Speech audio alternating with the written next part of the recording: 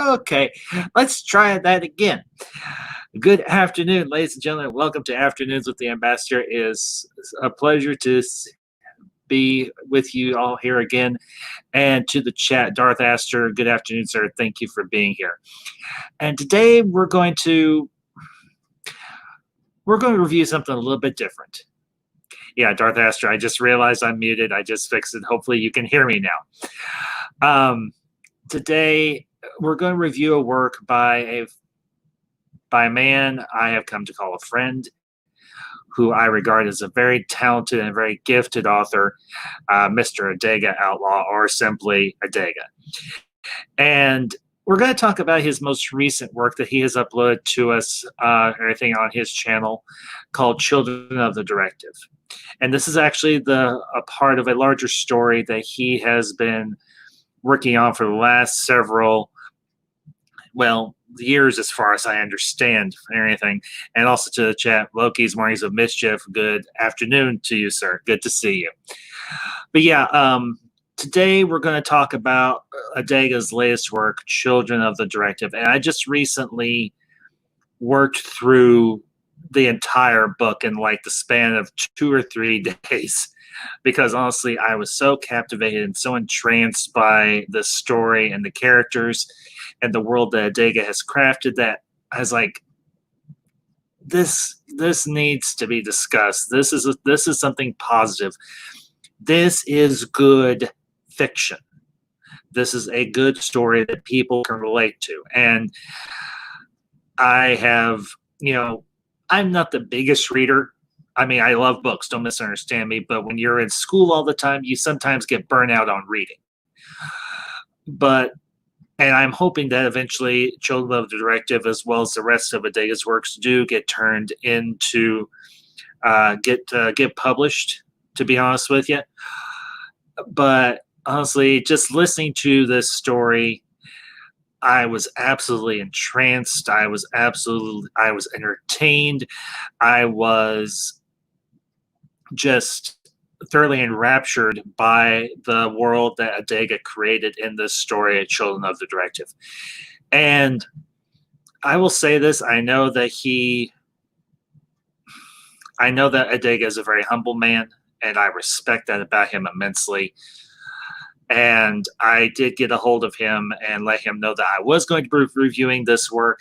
He did not say that, no, I don't want you to do it. So I do feel I have Adega's blessing to discuss this work. So we're going to just take a little time and we're going to dissect the story. We're going to dissect some of the characters. Just fair warning to those of you who have not read or have not listened or watched the entire run of Children of the Directive, this will have spoilers. So if you don't want anything spoiled, or if you don't care about spoilers, either you can leave and come back after you finish Children of the Directive, or you can go ahead and watch now, and I'll just give my thoughts on it, and y'all enjoy my take.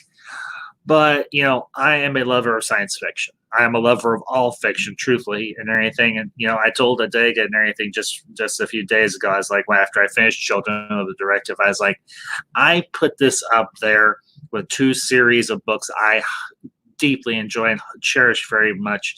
And that is the 2 that I mentioned and everything was the Thrawn trilogy by Timothy Zahn and everything from back in the early 90s and everything, when they first kicked off the Star Wars EU. And another great fiction writer, Orson Scott Card's Ender's Game, and the books that make up the Ender's saga. So, Darth Astor, dude, I will. As I said, there will be spoilers in this, but I still encourage you to go finish Children of the Directive. And if you have not done so, also go watch Echoes of Nor, which I also recently went through the entire playlist for. But working the hours I work, you have to find ways to keep your mind occupied while you're doing your work. And oftentimes one of the ways I do this is listening to videos, listening to audio books, and so on. And I know Adega will say that he is by no means a great voice actor or anything, but oftentimes you don't have to be a great voice actor to bring a story to life. And that is the great thing about Children of the Directive. And you have so many great characters in this story, and characters that are relatable, both male and female alike. And the main protagonist of Children of the Directive, a woman and everything, by the name of simply May. She is such a captivating and such an interesting and such a relatable and empathizable character, if there is such a word as empathizable, or empathetic, better, empathetic character. I wish, and I made this comment and everything to Adega. I was like, I wish Ray had been as interesting and empathetic and entrancing a character as May was in Children of the Directive. But this story takes place over the span of roughly almost 300 years or anything. Well, lifespan in terms of May's lifetime, because the world that the Children of the Directive takes place in is in a far distant future of humanity, and it is such a rich and vibrant and interesting world that Adega has created in Children of the Directive. But it is also a world that is full of treachery and deceit, and horrible things do happen within the span of this story. But at the same time, you feel a part of this world just through the writing that Adega and his narration of the story. And I was just like, I was binging Children of the Directive for like 2 or 3 days and everything. And then I needed some time to kind of reflect back on it. And this is me and everything. This is me giving you all my thoughts. But honestly, I loved the story, and I'm going to give you all my thoughts on it, tell you what I thought was good about it, why I recommend, if you have not gone and listened to Children of the Directive, why you should, and so on. And I know I've kind of touched on one part, and also I guess the best place to start is with the character of May. We meet her as a young woman. I mean, a young child, actually. And she is growing up in a very harsh, a very difficult period in the future of human history. We have colonized deep space. We have encountered alien races. We are technologically advanced, and we are still pushing further. And as I was listening to this story and I was getting to know the character of May, I connected with her, because for me, even as a man, I could empathize with the character of May, because she had real life, she had real struggles. She felt like a real person. She wasn't two-dimensional. She wasn't even one-dimensional. She was fleshed out. She had flaws and imperfections. She had foibles and insecurities. She was always pushing herself to be the very best, because one of the things about this world, anything, the world of the Directive, is you push yourself to be the absolute best so that humanity can become better. And that was something that I honestly very much resonated with, because we as human beings, we strive for not necessarily perfection, but to make ourselves better. And very briefly to the chat, Mountains of Elysium, good afternoon, my friend. Or, well, actually, in your neck of the woods, good evening, sir. And it's good to see you. Because we all strive to be our very best in life, to make ourselves better, to reach for that furthest star.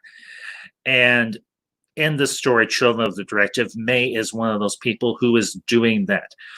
But she is driven by certain tenets and ideals of this organization that she exists within, the Directive.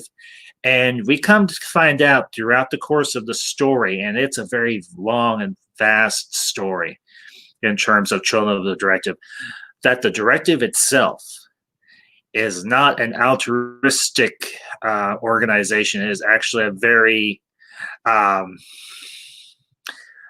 fanatical and a very negative organization, and that's that's unfortunate. But despite all of that, May, she strives to be perfect because that's what the Directive demands. But throughout the course of her life and all of the events that take place in her life, she comes to realize that the Directive itself is not the very best that humanity can be. Because actually, there's another organization that exists and everything within the storyline of Children of the Directive and the other books that make up this story, and that's the Stellar Union.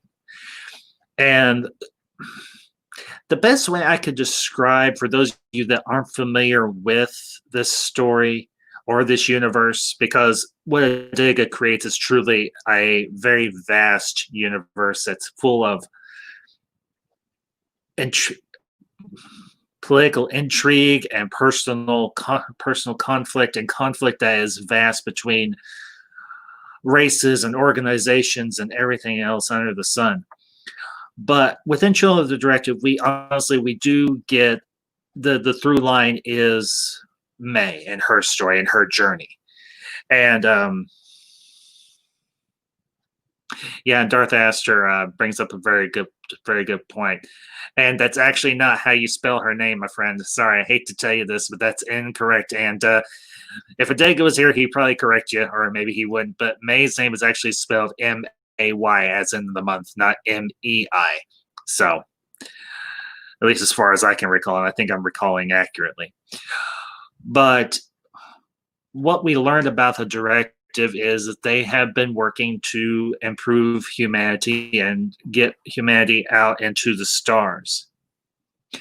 Yes, Mountains of Elysium. I think that is a very accurate. That's a very accurate term there, sir. Yeah, that sums it up perfectly. The Directive are humanity's ambitions without its humanity. Yeah, because in a lot of ways, what the Directive does is it tells its members, you set aside all personal emotion and in a way all personal ambition to strive for the perfection and for the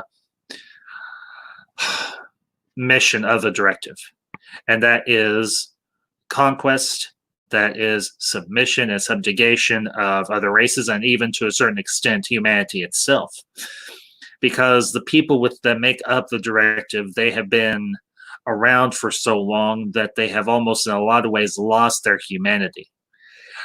And what we have in terms of May is one of the first major plot point, I don't want to use plot events in her life is after she gains her position within the Directive, she is called upon to annihilate an entire alien race just for the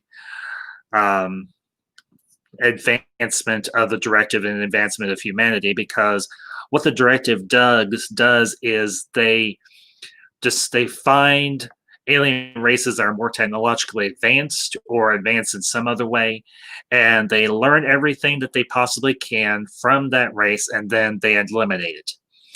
And one of the races and everything, the race that May is responsible for destroying is a race called well, okay, I'm trying to say this in a way where it's not redundant, is referred to as the Call. And this race is they're a very spiritualistic race.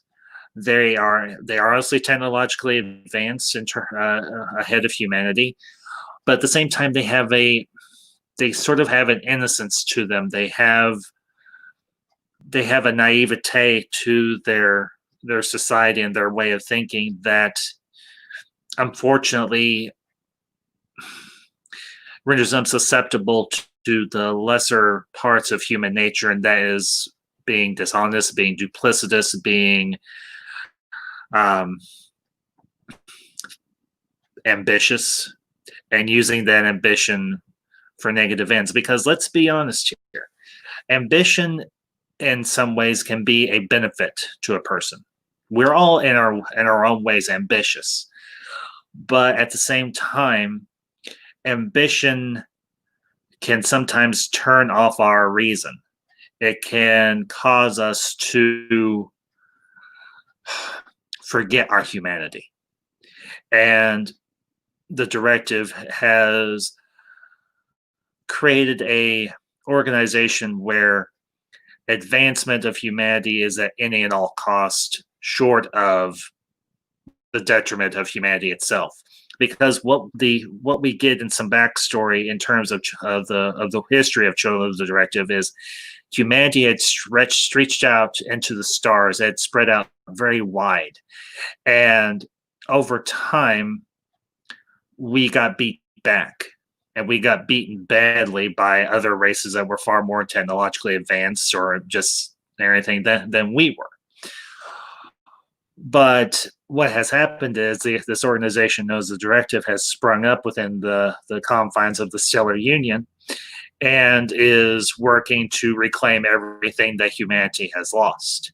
And in a lot of ways, they have been extremely successful in that because due to the directive's actions, humanity has gotten a lot of technological advancements, has gotten some biological and genetic advancements, because one of the major things that Adega has set up in his universe is this substance known as Tillich. And apparently, I know Adega doesn't do this on purpose, and I won't even go there. Tillich essentially is this substance that allows human beings who are exposed to it to become evolved, to have longer lifespans, to develop mental abilities. And when I say mental abilities, I don't mean like specifically like the ability to read minds or telekinesis where you move objects with your mind. It's a lot more in depth than that, although that can be a byproduct of being exposed to Tillich. And these abilities can manifest in various different ways. And to the chat, Newbie Comics, good afternoon, sir. Good to see you. As always, it's a pleasure to have you on, have you in the chat. But what this substance does is it causes human beings or anything to become evolved, and these gifts that the evolved gain access to can vary very drastically. And in May's term and everything, in terms of May, her ability is actually to render people unconscious. She can cause people simply to fall asleep with a thought. And there's this other group that you meet and everything, and I know I'm jumping around a little bit, but there's so much here that I don't want to try and miss anything. There's this one group and everything that has existed within the directive for a very long time that were also exposed to Tillich, and they are kept sequestered away from the excuse me, from the rest of the directive itself and everything. And they are highly evolved human beings who have bigger or have more powerful gifts and everything than those that are exposed, than others that are exposed to the substance known as Tillich. And this can vary very drastically and everything, and can cause people to have the ability of precognition, both past and present, or past and into the future. It can have the ability to manipulate people's emotions and so on. And you actually May has interaction with this group and everything. I can't exactly remember the name of the group off the top of my head, but at one point during the story and everything, May is taken to a complex where these highly evolved humans are housed, and she spends time with them learning how to use her gift and everything, how to render people unconscious or make them simply go to sleep. And she has interactions with people that she had not seen since decades in the past and everything, when they were all children coming up as students within the Directive school.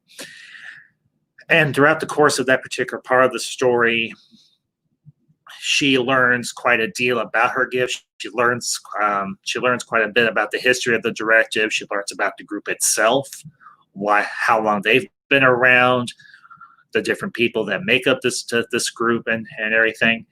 And it really fleshes out the world even more, and it shows you that humanity has really taken its place among the stars and has truly evolved and everything, and that this compound and everything, this substance known as tilic, gives humanity the opportunity to become something more, to become something greater, and to an extent become better.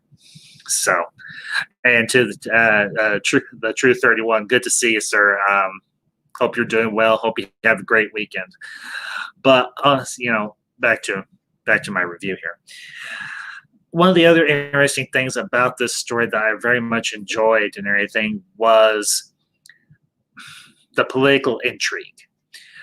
Everything, the political subplot or political plot and everything, plot line throughout this entire story, because you get introduced to certain factions that exist within the Directive itself, and one group and everything that Adega very much creates and fleshes out that was truly awesome is the group known as the Unseen.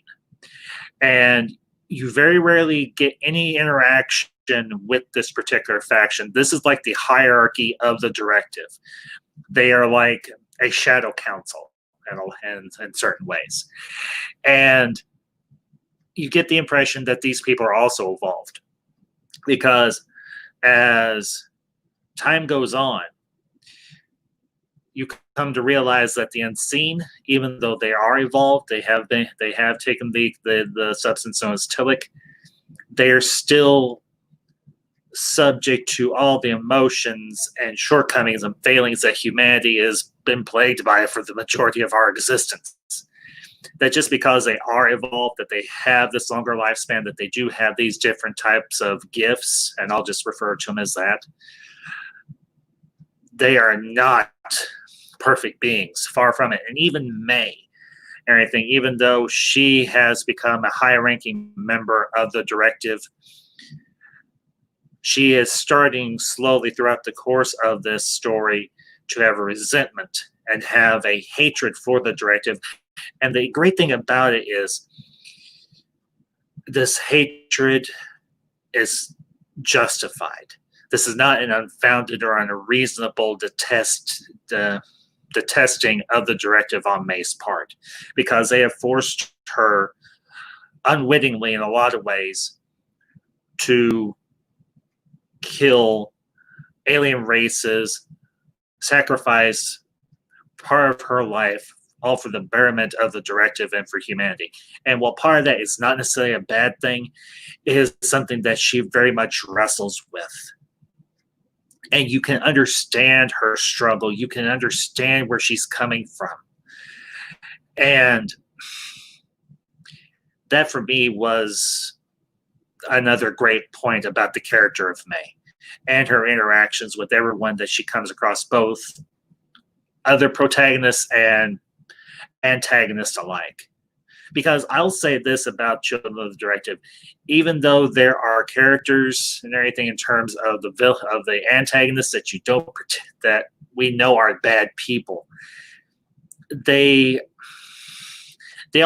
all seem in a way victims of the manipulations of the Unseen and everything within the Directive.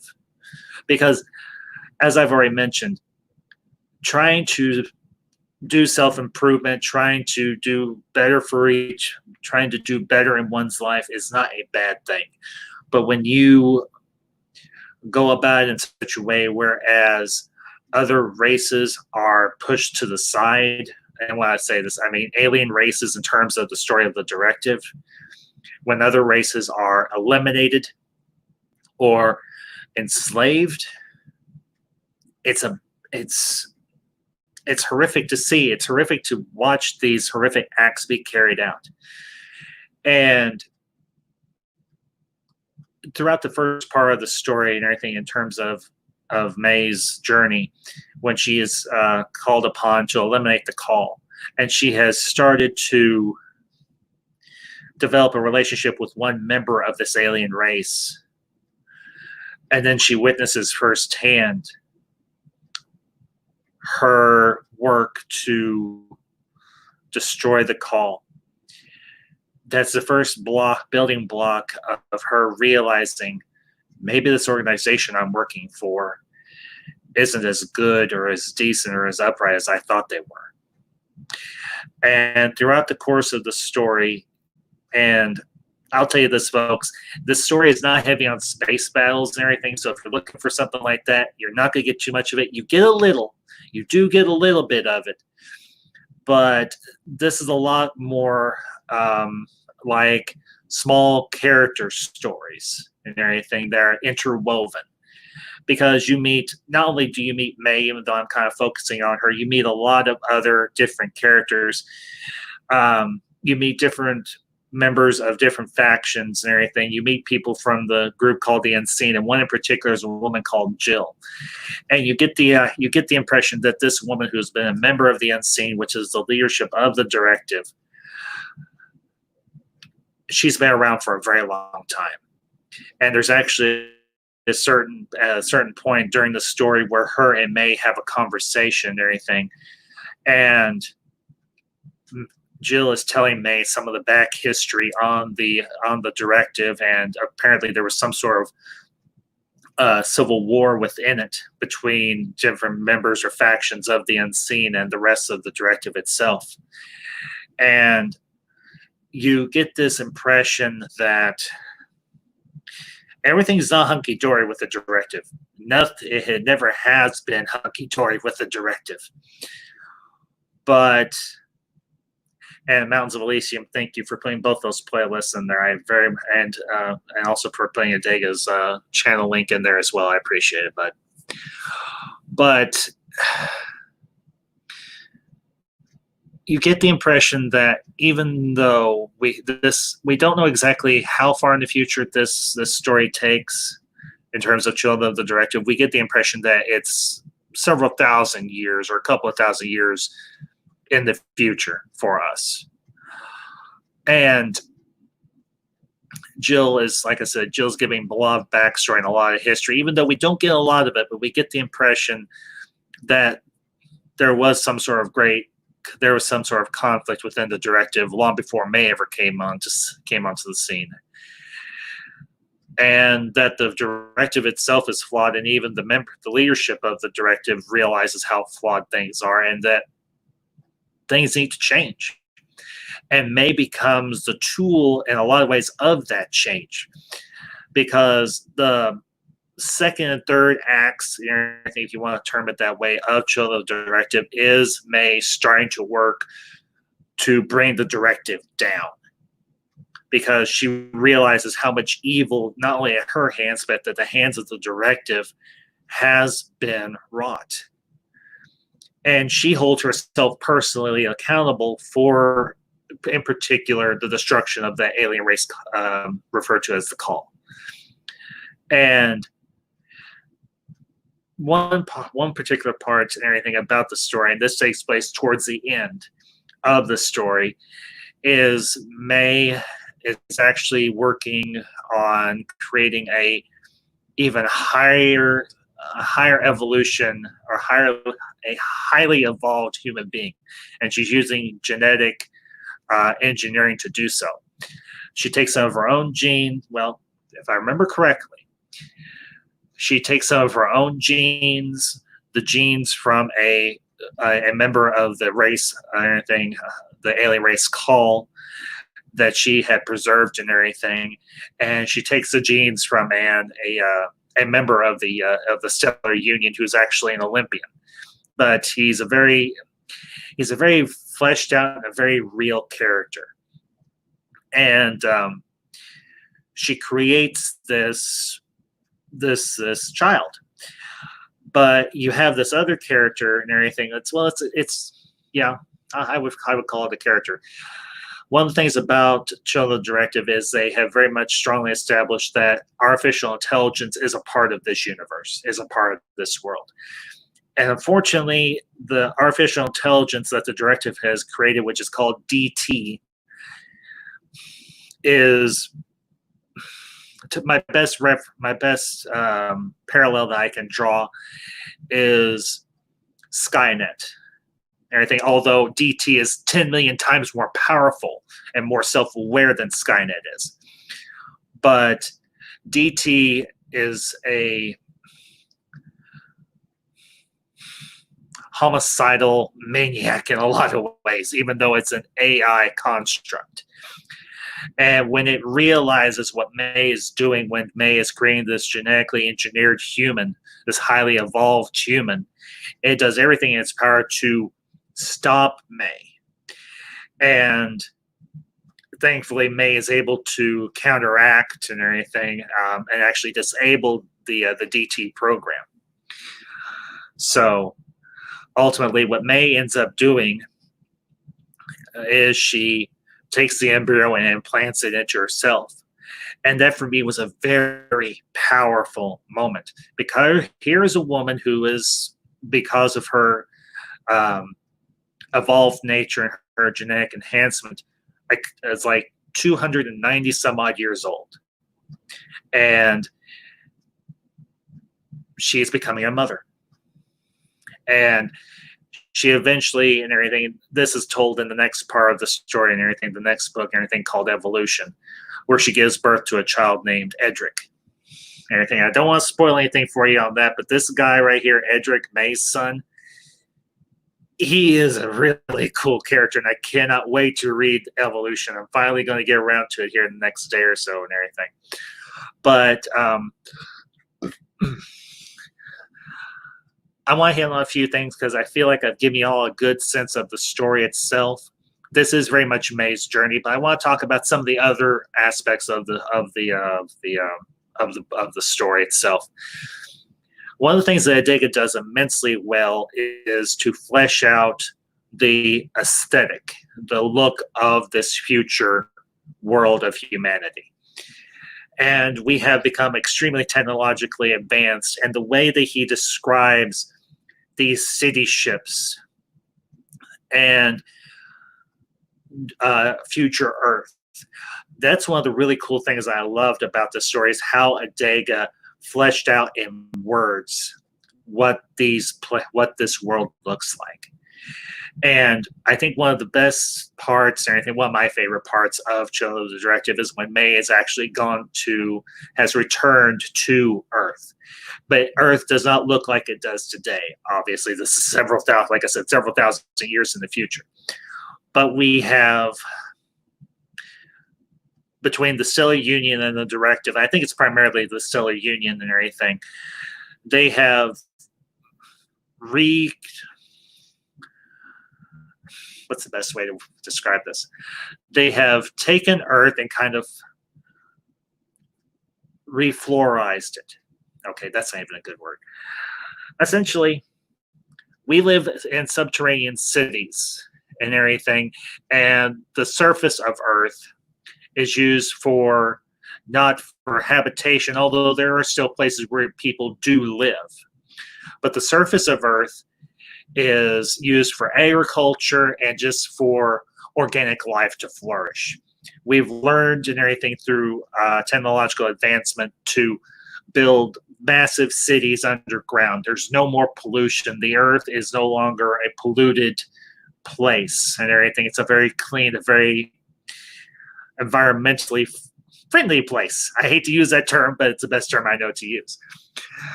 And two places that May journeys to is a city in Japan, and also in Canton, Ohio. Here, what would be known as the United States, although we get the impression that places like the United States and countries like that may not necessarily exist anymore. It might be more of a global government and everything that's run by the Stellar Union. And the world and everything that Adega paints and everything in this particular part of the story that May has journeyed to is very lush and beautiful and hospitable. And the other cool part about this is May encounters human beings outside of the directive, non-evolved human beings who have not been exposed to the compound of Tillich. And they are just living their lives. They have relationships, they have families, everything that the directive tells the people within it they are not allowed to have. May is exposed to. And it's during this particular part of the story that May's character is further fleshed out and evolved when she realizes what she has been denied. But back on track here. One of the other really cool things about this is the technology and everything that humanity has developed both on its own and by reverse engineering what they have, what the directive is giving to them and what we are developing on our own. Because the Stellar Union is somewhat aware of the directive, but not completely. And what the directive does on several occasions is once they've made enough advancements or anything and they've reverse engineered a certain alien technology enough, they'll plant the seeds of that technology in different corporations that are working on these particular types of technologies. Yeah, Darth Aster, you're right. Yeah, she yearns for family. She yearns to have what the directive has denied her. Yeah, and love. Yeah. But the other, I love this description of this world, the ships, the technology, because honestly, for me, one of the great aspects of science fiction or just fiction of any kind is what type of technologies and everything are at the disposal of humanity in the future. And one of the really cool technologies that plays a major part in everything throughout all the stories and everything that Adega creates is something called a provider. And essentially it's a device and everything maybe not no bigger than the palm of your hand, give or take. And it fits onto the skin and everything on everything, and it can do just about anything. I think of it as Adega, if you're listening to this or you watch it later, please forgive me for making this parallel, but it's the best parallel I know to make. I think of it of a replicator on steroids, like a replicator from Star Trek, although the provider is 10 times more powerful than any replicator that we see in Star Trek because it can create just about anything. It can create clothing, it can create food, you name it, it can do it. And everything. And it's also a communications device. But that for me was one of the really cool things. I almost get to kind of root this in reality. I think of it like the iWatch and everything, how powerful the provider is and everything, and its user friendliness and everything, how easy it is for just about anyone to use one and everything. Although each one I think is, if I remember correctly, each one is coded to the particular person that it's given to. But honestly, the world that Adega has created within Children of the Directive is one that I thoroughly enjoyed visiting because it had everything for me that I love about science fiction. It was set in a distant future, but it also had hints that there was a hidden history that the rest of the world wasn't aware of. It also had political intrigue, which I love because I love political intrigue, and I think I've mentioned this and everything in the past and everything. One of my favorite parts about the Star Wars prequels was the political story, everything in terms of Emperor or Sheev Palpatine's rise to power. And I think one of the other things about it has some great alien races that we get to meet, and even though these creatures and everything look nothing like us, you almost get the impression that there is a touch of humanity to them. So, but honestly, folks, if you have not,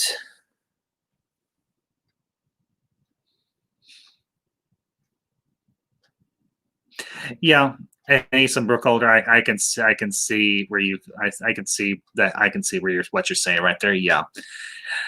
Um, it may not be overpowered per se, but it does have a lot of good. It has a lot of uses to it and everything. But I think they're all reasonably well. They're very well fleshed out. The saying these providers are not all powerful by any stretch, but they can do a lot. Let's just put it that way. And they do have room for improvement, and we'll go that and everything. But honestly, folks, and I'm going to be wrapping up here in a few minutes. If you have not subscribed to Adega's channel, if you come across this video and you have not checked out Adega Outlaw's channel, I strongly suggest that you do so. I really do.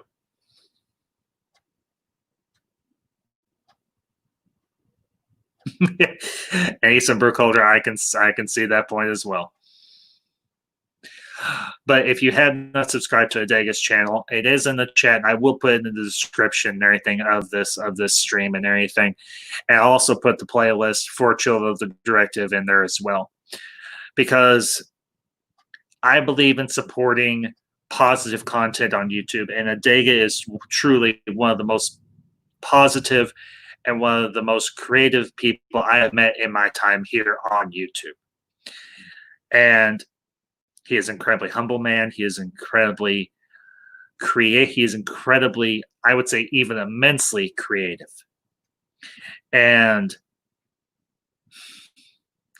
I have nothing but respect for him. I truly do. I don't consider just Adega a fellow YouTuber. I consider him a friend. And even if we may never cross paths in the world, I consider my interactions with him on YouTube and everything else that we have worked on together nothing but a benefit and a blessing. So if you, like I said, if you have not subscribed to Adega's channel, go over there, check out his work. And if you like what you see, hit that subscribe button on Adega's channel, because he is worth your time. And if you have not done so, consider buying his book, Evolution. And I don't know what else he's got in the works. I know he's got another audiobook and anything that he's working on and everything he's going to be starting here in the near future and everything that's a sequel to a story that he did recently called The Blood Witch. But if you have not subscribed or checked out his content, go do it. I cannot emphasize that more. Go do it. So, well, folks, those are my thoughts on Children of the Directive. If you have anything else that you want to add, please do so in the comments down below. Just a quick update. I will not be doing my Ferris Bueller's Day Off watch party this evening. Honestly, it has been a very long week. I've done several streams. I just need a little bit of a break. Not only that, Eastern Brookholder are good. Absolutely great. So, but just there will be no watch party this evening. Actually, I am going to hold that Ferris Bueller's Day Off watch party for September because my birthday is in September. And that is a great movie. I consider it one of my favorite movies. I want to share with y'all around my birthday. There will be a watch party next month, however, and I actually got this suggestion from a fellow YouTuber, Polyhedral Paradise, Jason P. Presson, and everything.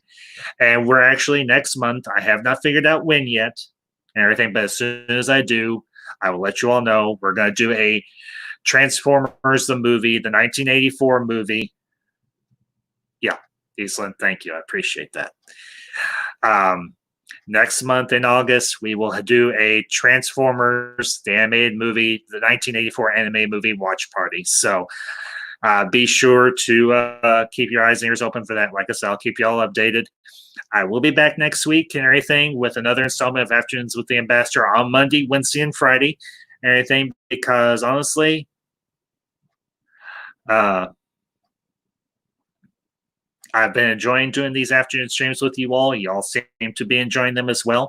If you have any suggestions for content that you might want me to cover, you know how to get a hold of me. DM me on Twitter. If you're on any of the Discords I'm a part of, I am on Discord. I am also on Instagram. And everything. I have an account and everything on Instagram and everything. If you want to reach me, I do check my DMs on there periodically. So by all means, reach out to me if you have ideas for any content that you want me to do on the Afternoons with the Ambassador. Next weekend, I will be back with a Saturday night installment of Ambassadorial Wing, and we're going to cover a different topic and everything. This is something I've talked with a few other channels and everything that I thought would be a good stream. We're going to be talking about how Christians interact with pop culture. So, and that I think honestly will be a very entertaining and interesting discussion. So be sure to tune in for that. That'll be at 7:30 Central Time as always. So, anyways, folks, you have a great weekend, and I will see you all Monday. And until next time, this is the Ambassador signing off.